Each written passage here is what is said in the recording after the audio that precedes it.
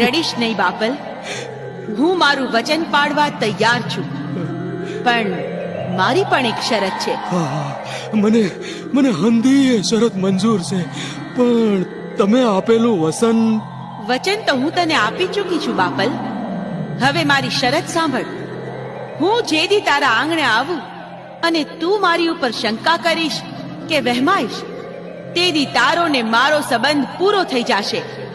બોલ બોલ, આ શરત તને મંજૂર છે? હા માં, હા, હંધી એ શરત મને મંજૂર છે. તો સાંભળ બાપલ, અત્યારથી હું પૃથ્વી ઉપર અવતાર ધારણ કરીશ અને કોઈ ચારણના નેહમાં મારો અવતાર થશે અને હું દેવલબાઈ નામે પ્રગટ થાઈશ. ખમ્મા, ઘણી ખમ્મા મારી માવડીને, ઘણી ખમ્મા. પણ માં હું તમને ઓળખીશ કેમ? તો સાંભળ, હું ચારણના નેહમાં અવતાર ધારણ કરીશ ત્યારે આખા મલકમાંથી મારા માગા આવશે, પણ મારા અંગ ઉપર એક પણ ચુંદડી ચડશે નહીં. માત્ર ચુંદડી ચડશે નહીં એટલું જ નહીં, પણ જ્યાં ચુંદડી સવા હાથ છેટી હશે ત્યાં જ સળગીને ખાખ થઈ જશે.